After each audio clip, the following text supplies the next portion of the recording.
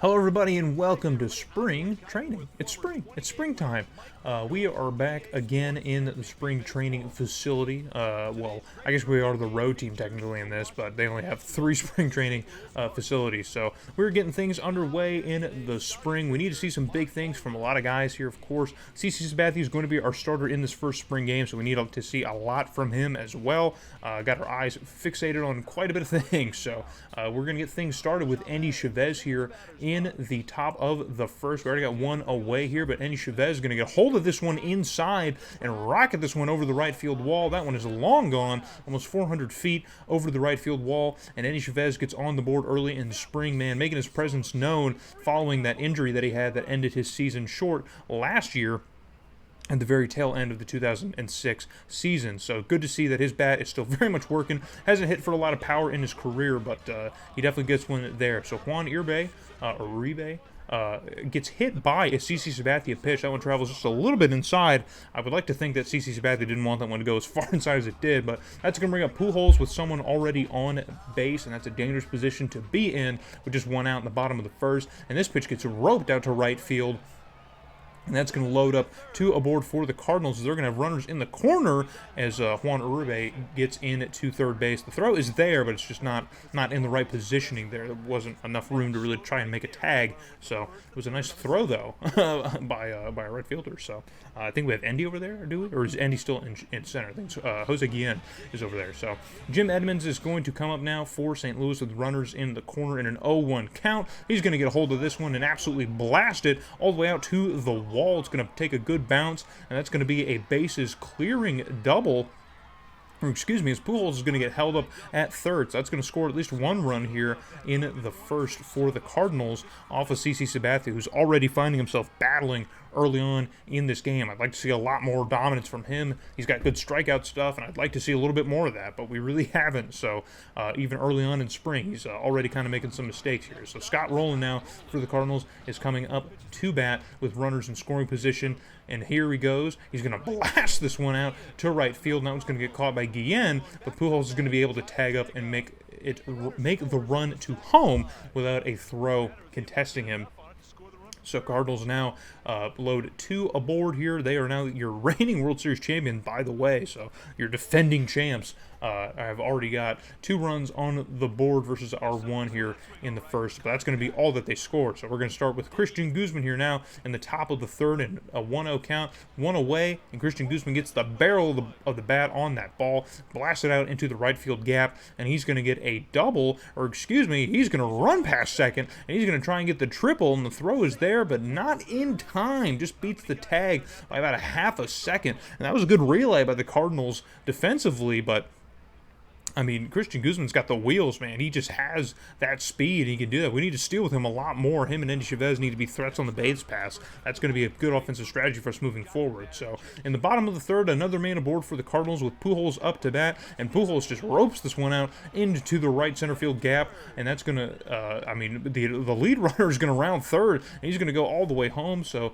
Pujols is going to get the lead runner home and get a double standing up. So, Scott Rowland now back up to bat here with the Cardinals taking a 3-1 lead here, and now a 2-out single is going to get Pujols home. So the Cardinals are going to continue this rally that they have going here in the third, but that's going to end things. So Brendan Harrison, the third baseman, steps up to bat in the top of the fifth in an 0-1 count, and he gets the bat on this one, man. Just absolutely lifts it out to left field and crushes that one out to the highway over 400 feet, and that's a great thing to see, man, because Brendan Harris is playing for a role on this team. We want to see him every day at the third base position potentially, and he's going to make a good case for himself here with an absolute moonshot, towering shot out to left field. So it's going to help cut the lead a little bit here, but we still have some work to do as Jose Guillen, now a right fielder, stepping up to bat with 2 men aboard, and Jose Guillen's going to get a pitch that he likes, and he's going to rope this out to right field. That one's going to get just past the right fielder, and so this is going to go for extra bases, and we're going to potentially clear the bases. We do clear the bases, but Jose Guillen wants more, and he's going to get to third, and that throw kind of took a second there for the throw to get made to third, but Jose Guillen was in, man, so he gets a bases clearing triple, and now the game is tied, but Albert Pujols once again again up to bat, and he just shows off that power that he has, and that one is well out of here. 428 feet over the right field wall, just sails out of here. And so CC Sabathia is still struggling to show us that he's really ironed out a lot of his issues from last season, as he is finding himself in a bit of a jam here, already allowing 5 runs in the first spring game. Now, of course, if I was managing this, I probably would have already pulled the plug on CC Sabathia after about 2 innings or so and tried out some different arms, but, you know, in the game, it's going to treat it like a regular game, so he's going to sit here and start probably at least 6 innings before they take him out. So we'll see just how bad the start can get for CC Sabathia. We're really going to let him wear it in this game, and I don't have a big issue with that. So Jim Edmonds now up to bat here, only 1 away for the Cardinals in the bottom of the 5th, and Jim Edmonds is going to get the barrel on the ball here, and he's going to lift this one out to right field as well, and this one's even longer. So 2 complete beach balls from CC Sabathia on back-to-back batters, man, back-to-back pitches, and this one absolutely sails. So, man, we sit here and we just talk about all the struggles of CC Sabathia, and they just are going to continue. They are continuing in front of our eyes here in spring. Unfortunately, man, I really want to see more from him, and things are just not going his way. So, Mark Kotsay is now up to bat for the Cardinals. He's 1 for 3 in this game. He's got a runner on first here in the bottom of the 6th, and he's going to line this one off the mound right up the middle, and that's going to put runners in the corners for the Cardinals. And CC Sabathia's terrible day just continues to get a little bit worse, as he's now allowing even more base runners for the Cardinals. And we know the Cardinals have a great offense, one of the best offenses in all of Major League Baseball, not just the National League, but still, man, CC Sabathia is supposed to be one of those big end guys for us, and he's just really not. It really hasn't been that since we signed him, and already in spring he's showing a lot of cracks. So we're going to go to Chris Ponson now, one of the free agent relievers that we were trying out this year, and he's going to step onto the mound to face Albert Pujols, who's 3 for 3 in this game. Not a place you want to be in, and that is why, as he lines this one up the middle, almost hits Ponson on a comebacker, and that's going to clear the bases for Pujols, as he's going to stand safely at first base. So 2 more runs are going to get charged to CC Sabathia, even though Chris Ponson threw the pitch, but that's going to be an 8-run day for CC Sabathia. So, and now in the bottom of the 7th, this one is absolutely lined out. It's a floater, and that one gets down and hits the wall, and that's going to be a bases clearing double. So things just continuing to get out of hand for the Nationals, as the Cardinals' offense is just so strong, just so strong. And so again, with runners in the corner now, a young Yadier Molina, no picture yet in the game. He absolutely lifts this one out to center field, and that one's going to be a sac opportunity, and the lead runner is going to tag up at third and make it home. And there's going to be no throw to contest him at home, so kind of weird about that. I don't know why Endy Chavez didn't just try to rocket that one all the way out to home, or at least get it to Ponson, maybe. I don't know, but kind of a weird thought there, because I don't even think there was a ton of speed on the base pass for the Cardinals. But so the Cardinals get to 10 runs, and now Turnbull Sledge here, big time pinch hitter for us. He's got in a 1-2 count here in the top of the 8th. 2 men aboard. He's going to line this one down the right field or the left field line, down the third base line, and that is going to get down for extra bases. And Turnbull Sledge has himself an RBI double. And so that was a humongous hit for Terminal Sledge. He just got the tip of the bat on the ball, man. Just kind of early to this one, but still, man, getting the bat on the ball here and creating some offense, that is a big thing that we need to see from him. And so get a little bit of scoring going on in this game, just a little bit. And now Brian Schneider, the catcher, 0 for 3 in this ball game, but he is one of our better hitting catchers, or is our best hitting catcher, in a hitter's count 3-1. And that one is up and in on the zone, but he just pulls the hands in and rips that one down the third base line as well, just like Turnbull Sledge, and gets it out to the wall. But that's going to be a well-hit single, but that is going to clear the bases, man. So we are now getting back into it. Endy Chavez, he's happy with what we're seeing, with what we are all witnessing right now, as Brian Schneider, good piece of hitting, man, from a catcher who's 0 for 3 in this game. So he's clearly been struggling, but he's got the capabilities to do something like that. We'd love to see stuff like that happen. So good piece of hitting. I'd like to see it. Love to see it.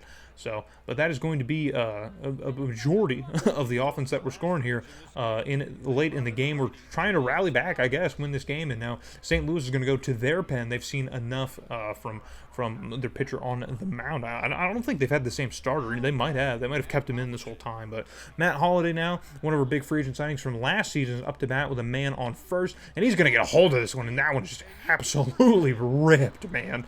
Just absolutely clobbered all the way out to the grass by the highway, man. 454 feet. And no doubt about it, man, he got every bit of that 454 feet. Just a towering fly ball. That one sails over the wall. And so now we come within one run. So in the ninth inning, we have Jose Vidra, who's 1 for 4 in this game here on 2 outs. And he's going to ground this one to short. It's going to be a tough play for the shortstop, but he's going to get that one well over to first before Vidro can make the play. So that's going to do it for us here in spring against the Cardinals. And now we're going to head back into the hub world and get over the rest of spring training and take a look at everything else. So tough loss here. We rallied back. We fought hard, but now it's time to get into the rest of spring. All right, folks. So after that absolute wild game that we just partook in, we are now back with the rest of spring training here, minus 1 game, because I think last season I simmed all of spring training and it just put me into the regular season before I could look at everything. So I made sure to stop about a game here so we could take a look at everything before we move ahead and get into the progression or regression of our roster and see what we can expect from this team heading into year 3, a pivotal year 3. And after that first spring training game, I do not have a ton of confidence in how things have changed, or rather not changed. The first game of spring training really seemed reminiscent of a lot of the issues that we had towards the end of last season, where our bats are very much there, a top offense in the majors, and we just can't get anything from starting pitching. Specifically, CC Sabathia. He's in peak early 2006 form from last season, if you remember how terrible he was in the first handful of starts that we gave him. So let us take a look at spring training. I think I just send these. I don't manage these ones because it's just spring training. And we start off to, I think, like 6-1. I mean, you can see on the calendar. I think we started 6-1 or 6-2, 7-2, whatever. And then just kind of collapsed towards the second half of the month. We did have a few pretty key injuries to make note of. No one is out long term to start the season, but we did have an injury to Brennan Harris, who is fighting for the everyday third base role on this team right now. He sustained an injury for about 2 weeks, I think, in the middle of spring training. Tony Armas Jr., I think, also sustained an injury that was only, like 2 weeks or something. And then Jeff Bennett as well also sustained an injury that took him out for the rest of spring training. But they were all like week to 2 week long injuries that just sidelined everybody until the end of the month. So nothing too scheduled. So we're going to...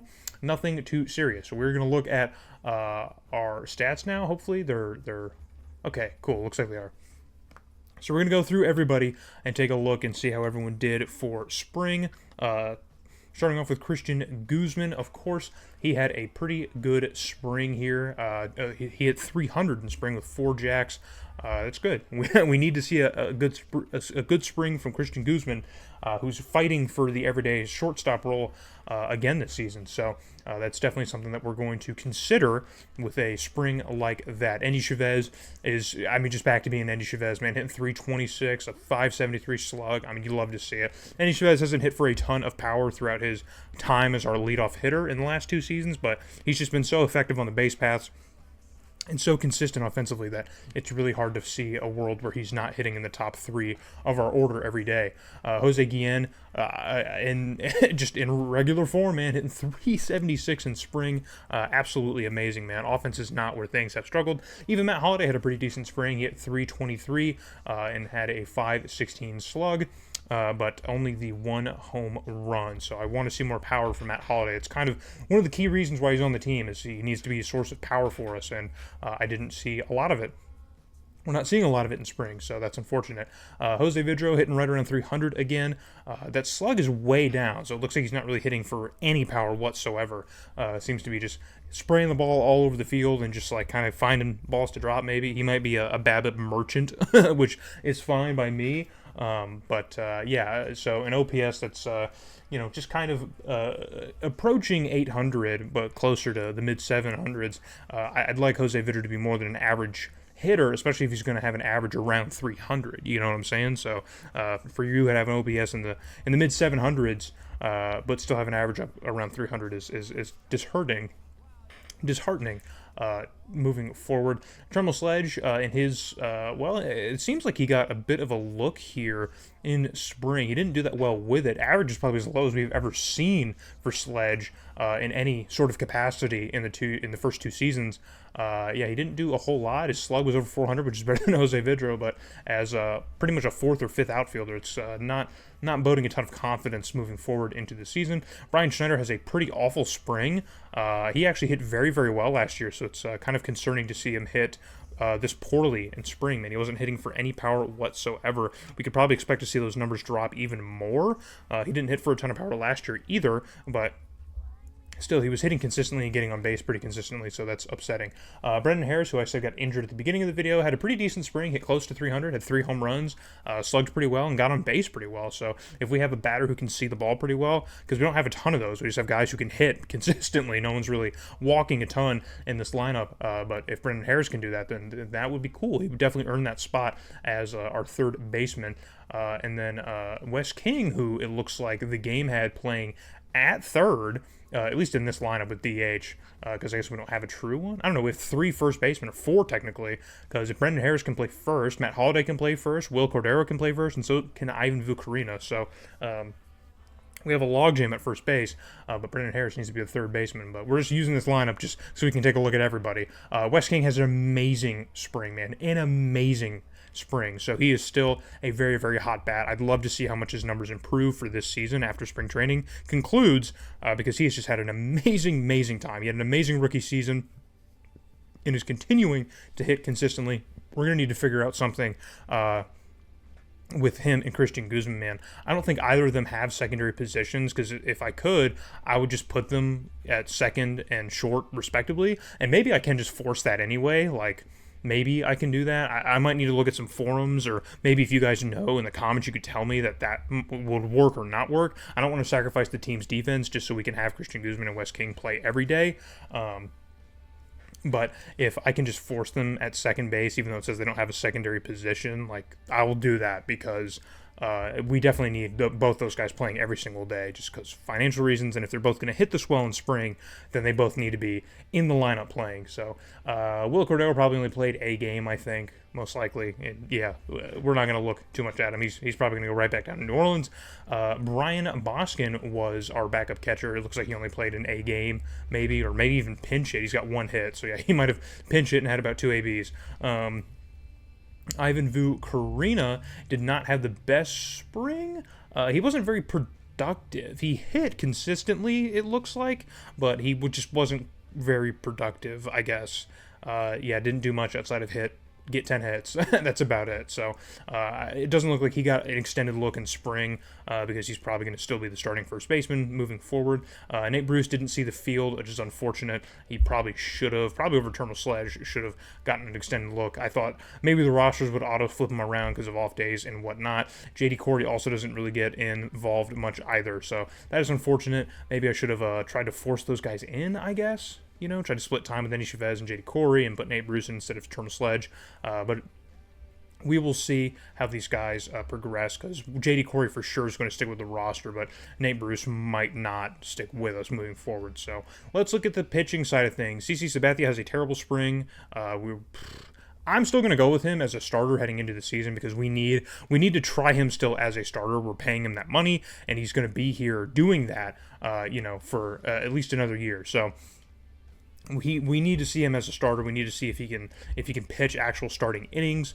We might do kind of what like the 2024 Tigers are currently doing, and just use like an opener, you know what I mean, or try and flip around something like that. I don't know if we can even make that work, but we might try that. And every 5th day, we'll put one of our bullpen guys in there and try and break the game that way. I don't know, but we might need to figure it out, because CC Sabathia was really awful last year. His numbers got better towards the end of the season. Of course, he had that season-ending injury, but towards the very end of the season. But his numbers were improving slowly but surely. I was using him a little bit more and more, and he was getting better, but he did hold an ERA over 8 or close to 8 for a majority of the season out of the bullpen, so that needs to improve, and he has a terrible spring. John Rauch also has a pretty awful spring as well, with an ERA over 13. He only pitched 2 innings, though, which is interesting. Casey Fossum has a pretty great spring in 23 innings. He had a 2.6 ERA, so great to see that one of our other free agent signings from year one had a pretty decent spring here. We only have a couple lefties in our starting rotation, so it's nice to see one of them do well, even if the other one is struggling. Tony Armas Jr. puts up Tony Armas Jr. numbers. Another performance in the mid-4s for him, closer to 5, unfortunate, but that just seems to be where he's at. And then Sunwoo Kim has an amazing spring. He pitches 24 innings and has a ERA close to 2. So 2 starters that we really can kind of highlight here and kind of ride on, and then looks like the 3 others are probably really going to struggle for us. So Claudio Vargas has a pretty terrible spring as well. He gave up a run in every single inning. Unfortunate. Seth Griesinger has a decent spring here in 21 innings of work. He has an ERA under 3, just under 3, so it's good to see. Jeff Bennett also has a great spring. I like this acquisition. He only pitched 4 innings, but still, I will take that. Chris Ponson, one of our free agent signings from this year, pitched 30 innings and had an ERA just under 4. So, and the walk numbers are pretty low, I'm seeing as well. Still a considerable amount of walks, just, it's not walk for strikeout, which is what we're so used to seeing, so I'm okay with it. Luis Segala has a pretty decent spring as well. The ERA is a little bit higher than where it was in the regular season, but still a 3 ERA over 24 innings pitched is perfectly fine. And then Urbina only pitches 2 1/3 innings and does not give up a run. He had 3 saves, so he did exactly what he was supposed to do throughout spring. Looks like we didn't really use him much at all this spring, which I'm fine with. So, yeah, this seems to be a pretty decent performance. Honestly, though, the worst of it is really CC Sabathia and John Rauch, so which are not guys that I'm going to lay on too much anyway. Seth Griesinger is supposed to be, I think, in our rotation. John Rauch is probably supposed to be more of a bullpen guy, but, we have a few guys that could probably stretch into starts if we absolutely had to, so I'm not too worried. But we don't have a ton of arms, and so obviously room is going to be made when we start making decisions on who's going to stay on the team offensively and not. Obviously Will Cordero is going to go back down to New Orleans. Craig Boston has to stay here, or Brian Boston has to stay here because he's our backup catcher.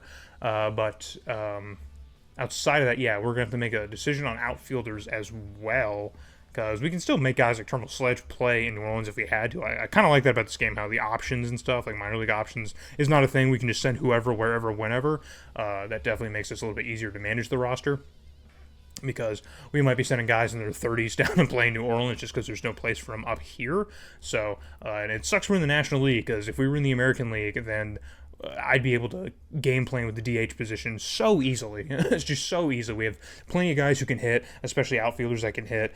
Just there's not like a ton of space for them. So when we get out of spring training here and see the progression and regression statistically, there might be some defensive advantages from keeping certain outfielders. So we will now sim this last game against the Indians and get into all that. So we're gonna get through it. Okay, so spring training is over. I did have a chance. It did not set me in, so I guess I could have simmed that Indians game. Either way, 12-10 is what we finish. So we did win that game, as if it really mattered. I wonder who started that game. Did it say? I don't think I can check it still. I could try and see who on our team had their numbers affected. Was it who? Who was it?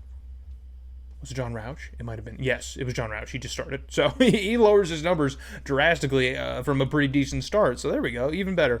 Looks like Luis Segala might have got out there too. Yeah, lowers his numbers as well. Urbina goes out and throws another inning as well. So cool. Everyone does a little bit better now. Maybe the batting order's changed a little bit too. Yeah, Christian Guzman gets that average up there. Andy Chavez, Jose Guillen drops a little bit. Matt Holliday. Jose Vidal drops a lot too. Wow. That's kind of funny how much drastically different things are. But Wes King gets up to a 391 average. Jeez, man, that's hilarious. Anyway, so we will now get into the regular season. We'll begin it here. All right, boys and squirrels.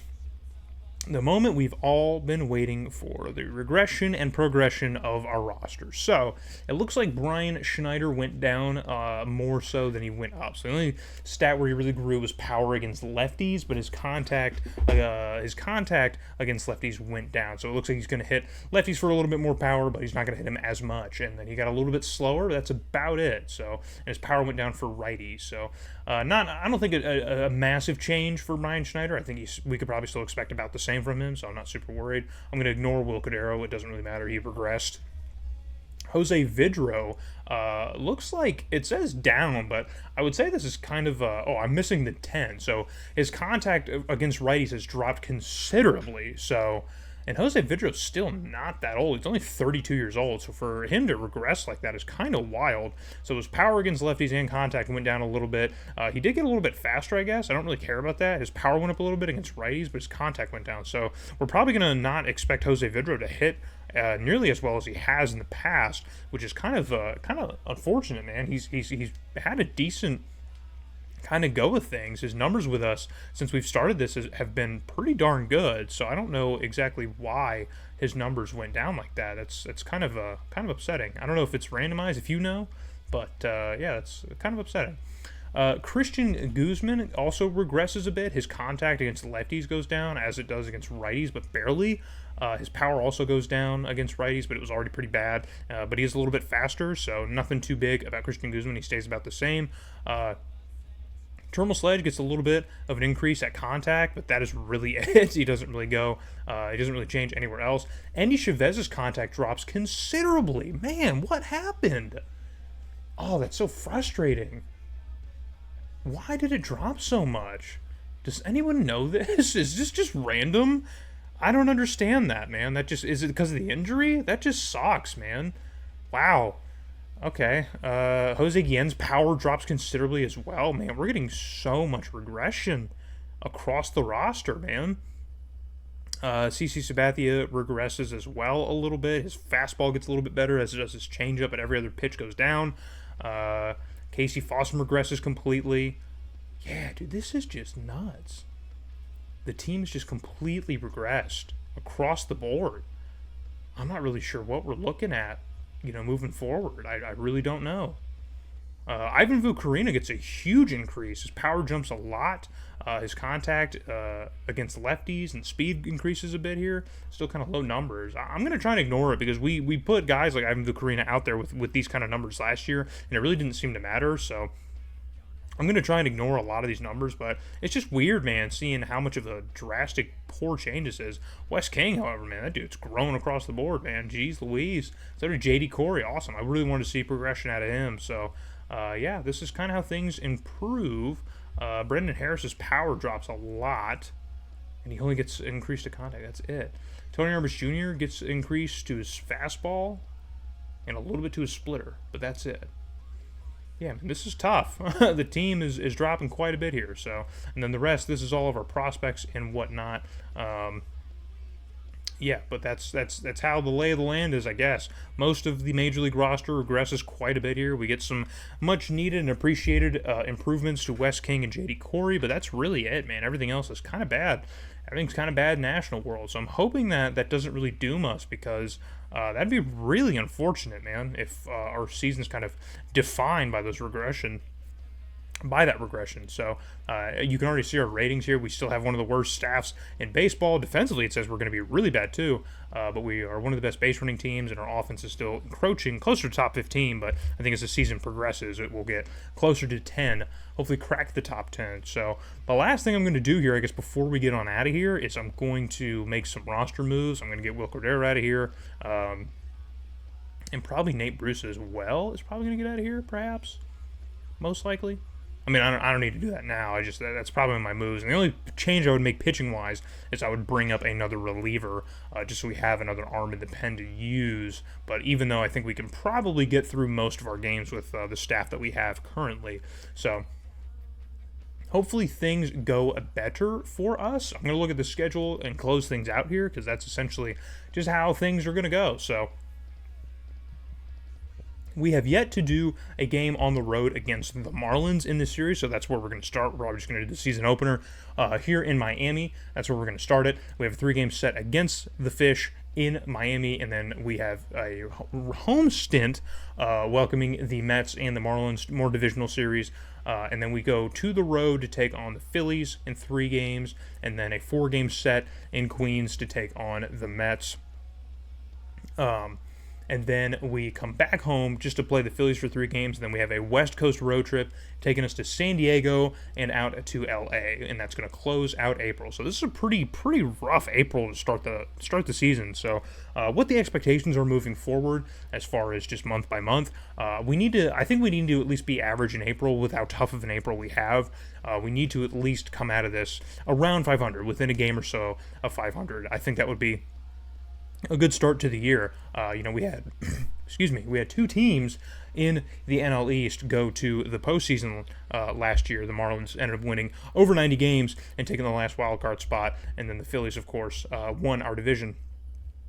And so that is, we have 2 series against them in this month, and then these Mets games are not going to be any slouch either. The Mets were the worst team in our division, but, you got to expect that they only got better. So, and then the Padres and Dodgers have fought back and forth for the West title for the last couple of years, too. So this is not going to be an easy month by any stretch. So if we can manage to come out 500 out of it, then I think I'll be all right. But as far as overall record prediction and just like kind of promises, it's playoffs or bust, in my opinion. I feel like we would probably need to get at least close to that if we wanted to reach our goals to even get extended further to keep this series going. So we need to at least have the record that we had last year. I think that will probably get most of our base goals done, but we need to be better, obviously. So I think 85 and up is probably where we should be looking at, because if we had just a halfway decent September, we would have already hit that last season. So, and if I was managing the games in year 1, we probably would have hit, we'd probably be a lot closer on our goals and probably finish in the mid-70s in year 1. So